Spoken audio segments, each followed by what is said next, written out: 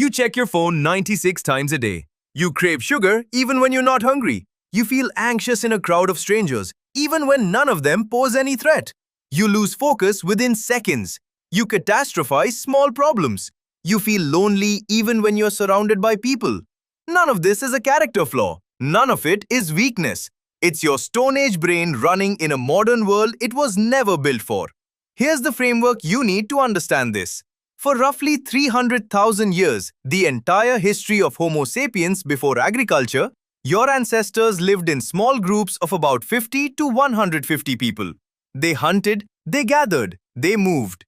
They lived in an environment where calories were rare and dangerous to find, where strangers were potentially enemies, where a rustling in the grass meant something was about to kill you, where social rejection from your group meant death because you couldn't survive alone.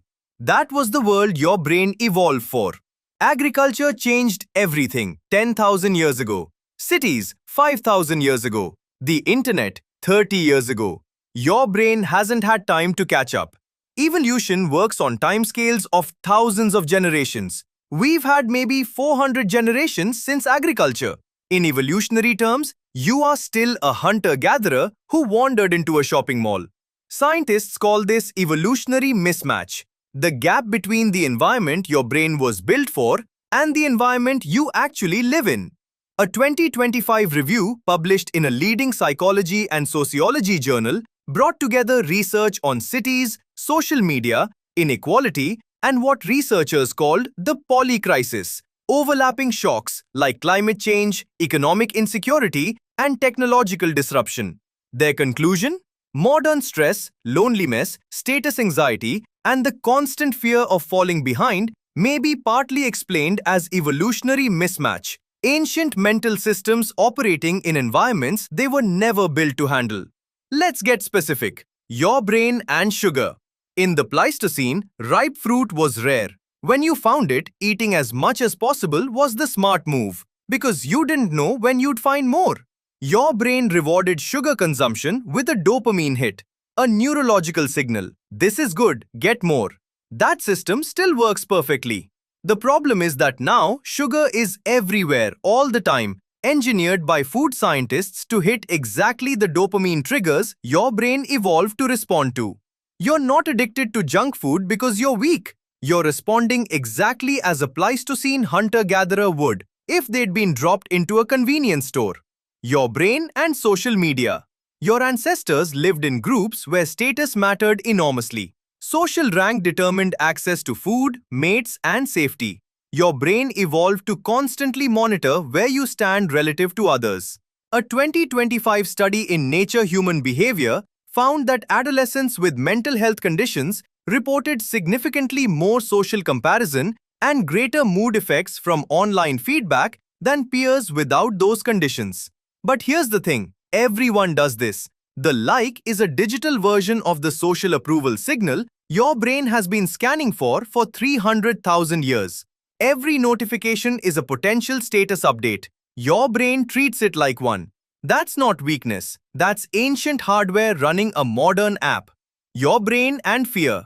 The amygdala, the part of your brain that processes fear, evolved to keep you alive in an environment full of immediate physical threats. Predators, falls, rivals. It's fast, it's automatic, and it cannot materially distinguish between a lion in the grass and a strongly worded email. Both activate the same stress response. Cortisol, adrenaline, heart rate up, body ready to run or fight. A job interview, a difficult conversation, a notification you're dreading. Your body responds as if your life is at stake. Because for 300,000 years, it was. Your brain and attention.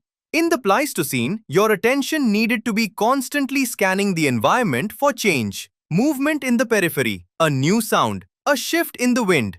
Missing one of those signals could mean death. So your brain evolved to be highly sensitive to novelty and interruption, to redirect attention automatically whenever something new appears.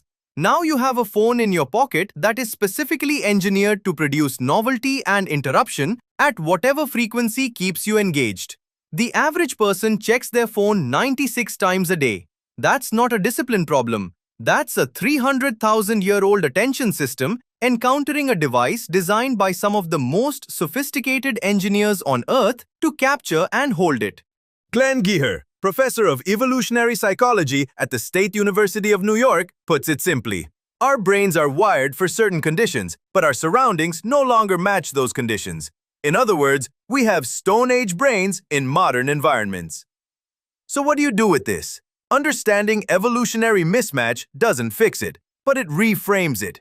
When you feel overwhelmed by your phone, that's not weakness. That's a Stone Age attention system doing exactly what it was designed to do.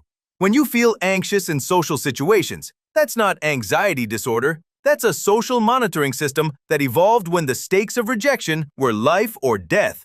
When you crave sugar or junk food, that's not lack of willpower. That's a calorie-seeking system that evolved in a world where calories were survival. Your brain isn't broken. It's running a program that was written 300,000 years ago, and it's running it perfectly. The world just changed faster than evolution could follow. If you want more, subscribe and hit the bell. Don't miss what's coming next.